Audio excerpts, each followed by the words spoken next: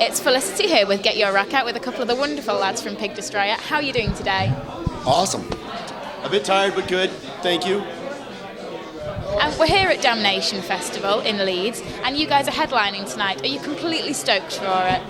Yeah, absolutely. It's like we haven't been to the UK in 8 years. Yep. And the crowds are always great.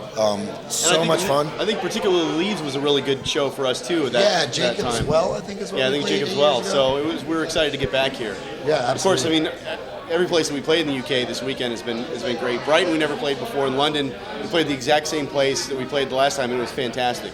So always love to come to the UK. It's a fantastic time. Wonderful. Well, it's good to have you here. It really is. Are you actually going to manage to catch anybody else this weekend, or? I hope so. Extreme Noise Terror would be great. I mean, they're obviously a huge influence on us. Although I think they're happening now, aren't they? I wanted to see Blacklisters again, but we missed them. My Dying Bride I'd like to check out. We'd like to see Electric Wizard, but we're going on at exactly the same time. I saw them at Maryland Death Fest this year, and they were incredible. And even if I can get 10 minutes of it in, it would be great.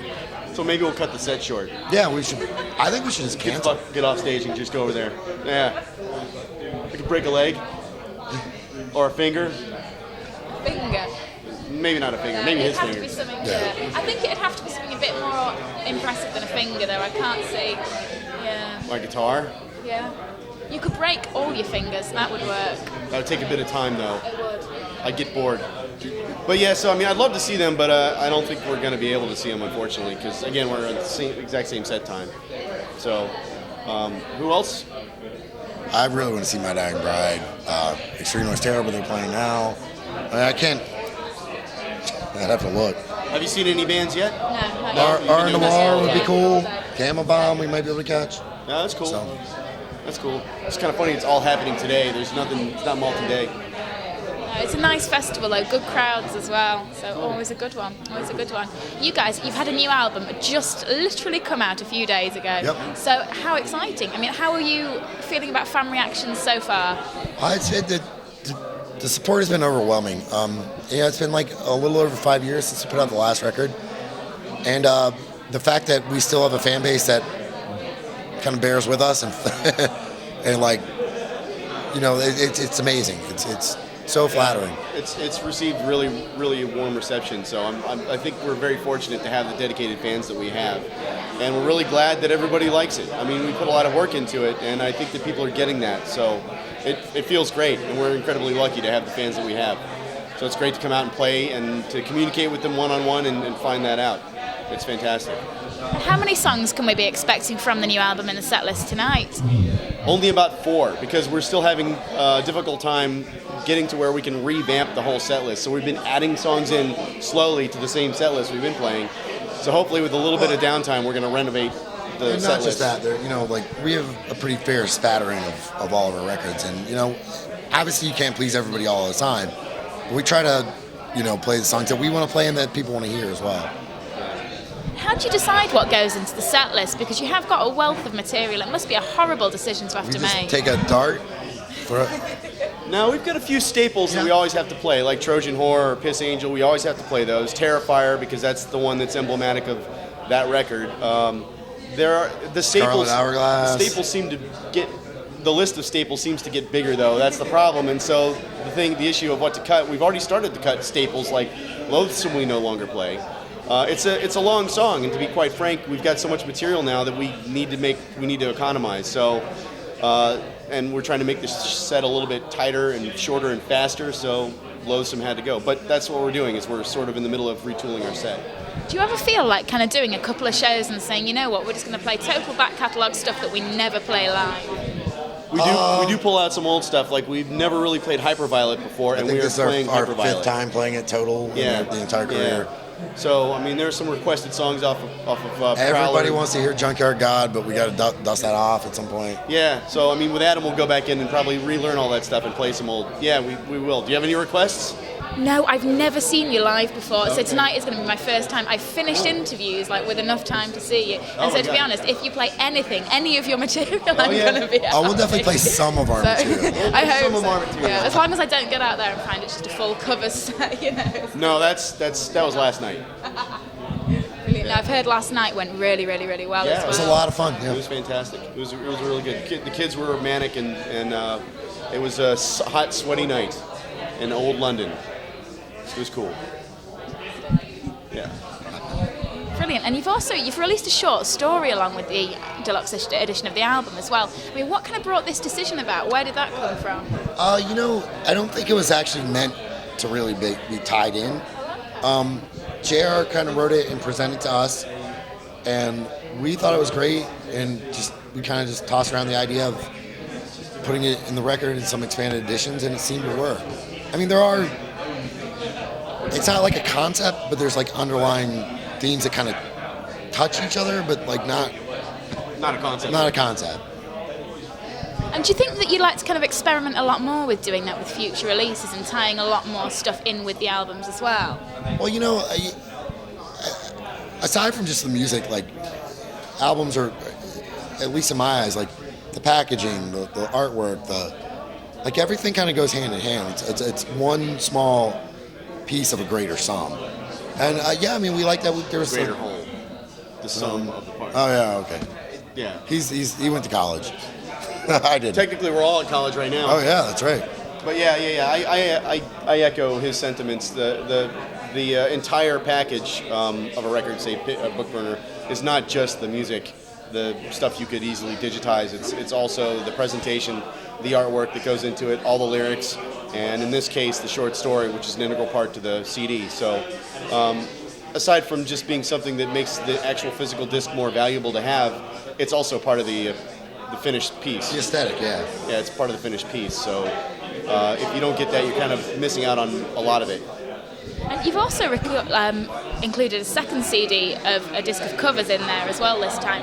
What kind of brought that about? Well, we decided we want to be the first band in history to ever cover on other bands. It's the first cover record ever. There's like, it's always cool to have like bonus material, and we were kind of, again, tossing around ideas, and we wanted to do some like old American hardcore stuff that was some of the music we grew up on, and kind of just give a nod to like, I guess I'd say like influences that aren't always overt. Like that's all stuff we grew up on. It was a hard time picking. But there are a lot of our kid influences like Black Flag and Minor Threat and Angry Samoans, all stuff that we listened to a lot as kids, and it was just fun to go revisit that after having done the whole album. It was great to just kick back and let loose and do something fun, rather than write a bunch of new material. And how have the fans been like about it? Have you had generally positive comments from people? Yeah, I mean, it seems like all the reviews and stuff have been fairly good. Talking about just the punk EP, or she's asking about that?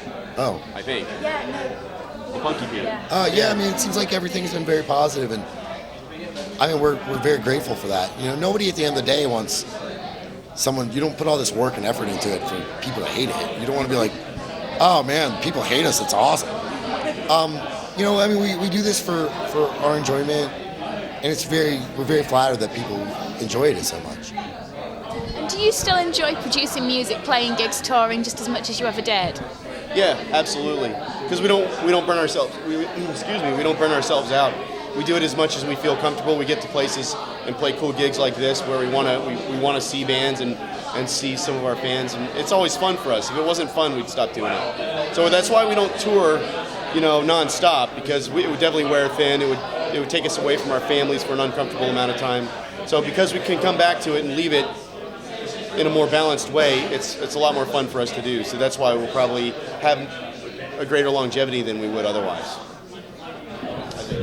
Tour-wise, obviously, it has been quite a while since you were here last. Can we see, are we half expecting any big UK tours at any point in the foreseeable future?